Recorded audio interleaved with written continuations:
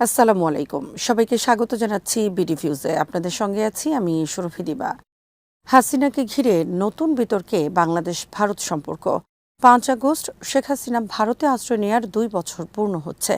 ঠিক এই দিনেই নয়াদিল্লির foreign correspondents club of South Asia এমন একটি অনুষ্ঠানের আয়োজন করেছে যেখানে অডিও সংযোগের মাধ্যমে শেখ হাসিনা সাংবাদিকদের সঙ্গে কথা বলবেন এবং নিজের রাজনৈতিক ভবিষ্যৎ ও বাংলাদেশে ফেরার পরিকল্পনা তুলে ধরবেন।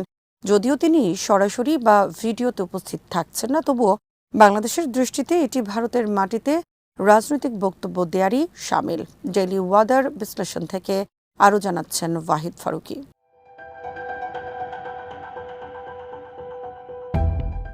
এই আয়োজন বিশেষভাবে তাৎপর্যপূর্ণ, কারণ মাত্র কয়েকদিন আগে ভারতের সরকার সংসদীয় স্থায়ী কমিটিকে জানিয়েছিল মানবিক কারণে ভারতে আশ্রয় পাওয়া শেখ হাসিনাকে ভারতীয় ভূখণ্ড থেকে রাজনৈতিক কর্মকাণ্ড পরিচালনার অনুমতি দেয়া হচ্ছে না। কিন্তু এফসিসিআর সভাপতি ওয়াইল এইচ এ আওয়াজ জানিয়েছেন এই অনুষ্ঠান নিয়ে ভারত সরকারের পক্ষ থেকে কোনো আপত্তি বা বাধা দেয়া হয়নি। তার মতে ক্লাবটি একটি স্বাধীন সাংবাদিক সংগঠন, তাদের কাজ রাজনৈতিক নেতাদের বক্তব্য শোনার সুযোগ করে দেয়া, কোনো পক্ষকে সমর্থন করা নয়।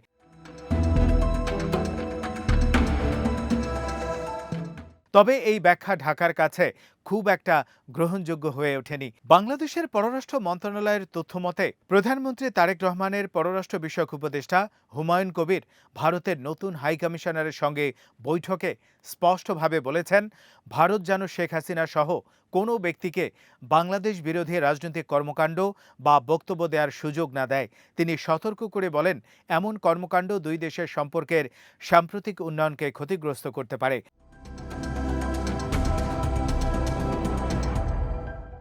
পরদিন পররাষ্ট্র প্রতিমন্ত্রী শামা ওবায়দ ইসলামও একই সুরে বলেন, বাংলাদেশ ভারতের সঙ্গে সম্পর্ক উন্নয়ন করতে চায়, তবে ভারতে অবস্থানরত পলাতক রাজনৈতিক ব্যক্তিদের কার্যক্রম সেই প্রচেষ্টাকে বাধাগ্রস্ত করা উচিত নয়। তিনি ভারতের অবস্থান পরিষ্কার করার আহ্বান জানান।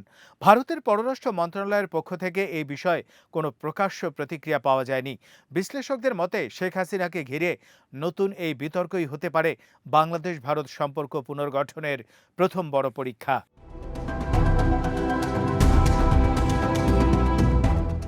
এদিকে কলকাতাও নতুন করে আলোচনায় এসেছে। দীর্ঘ ১৯ বছর পর কলকাতায় ফিরেছেন বিতর্কিত বাংলাদেশি লেখিকা তসলিমা নাসরিন। ফিরে এসেই তিনি আওয়ামী লীগ নিষিদ্ধ করার সিদ্ধান্তের সমালোচনা করেছেন। যদিও তার প্রত্যাবর্তন মূলত সাহিত্য ও মত প্রকাশের স্বাধীনতার বিষয়, তবুও বাংলাদেশের বর্তমান রাজনৈতিক বাস্তবতায় সেটিও নতুন মাত্রা যোগ করেছে। এর পাশাপাশি কলকাতায় এখন উল্লেখযোগ্য সংখ্যক আওয়ামী লীগ নেতাকর্মী অবস্থান করছেন।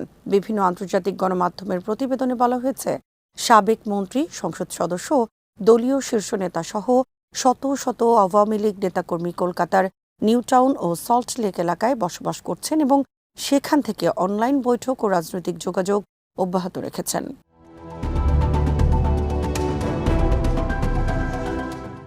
ভারত সরকার এসব কর্মকাণ্ডকে সরকারি নীতির অংশ হিসেবে অস্বীকার করতে পারে, তবে বাংলাদেশের জনমনে ক্রমেই এমন ধারণা তৈরি হচ্ছে যে ভারত শেখ হাসিনাকে প্রকাশ্যে রাজনৈতিক কর্মকাণ্ড করতে না দেওয়ার আশ্বাস দিলেও বাস্তবে তিনি ও তার দল ভারতের মাটি থেকেই রাজনৈতিকভাবে সক্রিয় থাকার সুযোগ পাচ্ছেন।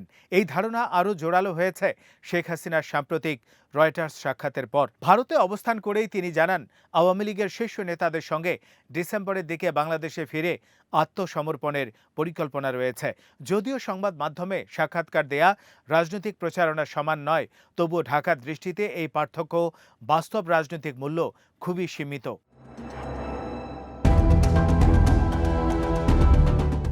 এদিকে ক্ষমতায় আসার পর প্রধানমন্ত্রী তারেক রহমানের সরকার বাংলাদেশের পররাষ্ট্র নীতিতে মাল্টি অ্যালাইনমেন্ট বা বহুমুখী কূটনৈতিক সম্পর্কের নীতি অনুসরণ করছে। সরকার বলছে, কোনো একটি দেশের সঙ্গে সম্পর্ক উন্নয়নের অর্থ অন্য দেশের সঙ্গে সম্পর্ক খারাপ করা নয়। এই নীতির বাস্তব প্রতিফলন দেখা যায় প্রধানমন্ত্রীর প্রথম বিদেশ সফরে।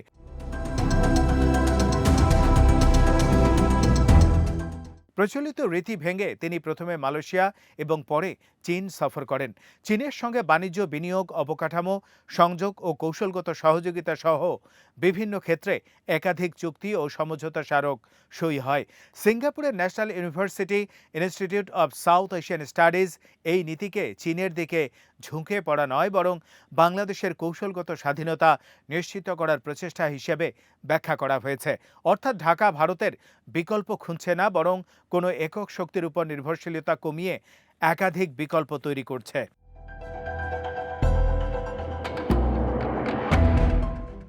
ভারতের সঙ্গে সাম্প্রতিক আরেকটি বিতর্ক তৈরি হয়েছে প্রধানমন্ত্রী তারেক রহমানের সম্ভাব্য নয়াদিল্লি সফর ঘিরে।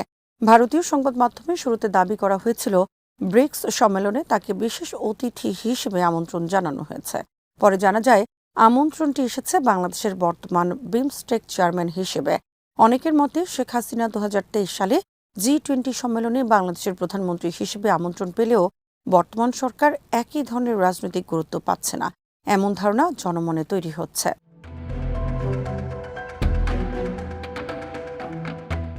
এছাড়া ভারত এখনও বাংলাদেশের জন্য পূর্ণাঙ্গ ভিসা কার্যক্রম চালু করেনি। চিকিৎসা ও জরুরি ভিসা চালু থাকলেও সাধারণ ভিসা এখনও সীমিত। ভারতীয় সংসদীয় কমিটিও ধীরে ধীরে ভিসা স্বাভাবিক করার সুপারিশ করেছে।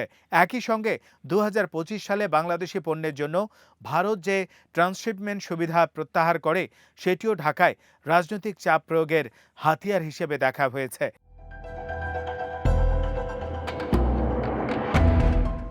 বিশ্লেষকদের মতে শেখ হাসিনাকে আশ্রয় দেওয়ার সিদ্ধান্ত মানবিক বিবেচনায় ব্যাখ্যা করা সম্ভব হলেও তাকে ভারতের মাটি থেকে রাজনৈতিকভাবে সক্রিয় থাকার সুযোগ দেওয়া হচ্ছে।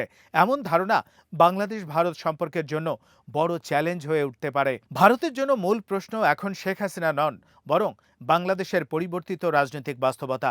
2024 সালের গণ অভ্যুত্থান এবং 2026 সালের নির্বাচনের পর বাংলাদেশের রাজনীতিতে নতুন ভারসাম্য তৈরি হয়েছে।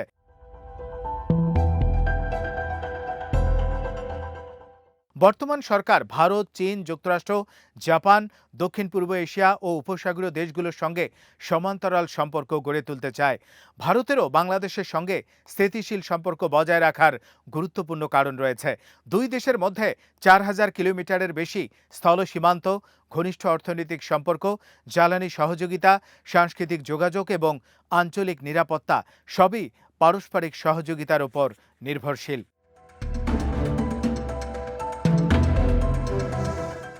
তবে সাম্প্রতিক ঘটনাগুলো এমন একটি ধারণা তৈরি করছে যে নয়াদিল্লি এখনও শেখ হাসিনা কেন্দ্রিক পুরনো সম্পর্কের ছায়া পুরোপুরি কাটিয়ে উঠতে পারেনি। বাংলাদেশের নতুন সরকার ভারতকে ব্যক্তিনির্ভর সম্পর্কের পরিবর্তে পারস্পরিক সম্মান ও সার্বভৌম সমতার ভিত্তিতে নতুন সম্পর্ক গড়ার সুযোগ দিয়েছে। কিন্তু শেখ হাসিনার সম্ভাব্য বক্তব্য, কলকাতায় আওয়ামী লীগ নেতাদের সক্রিয় উপস্থিতি এবং তসলিমা নাসরিনকে ঘিরে নতুন বিতর্ক, সব মিলিয়ে সেই সুযোগ কতটা কাজে লাগানো যাবে সেটিই এখন বাংলাদেশ ভারত সম্পর্কের সবচেয়ে বড় প্রশ্ন হয়ে দাঁড়িয়েছে। আজ এখানেই শেষ করছি। সবাই ভালো থাকুন, সুস্থ থাকুন আর দেখতে থাকুন বিডিভিউজ।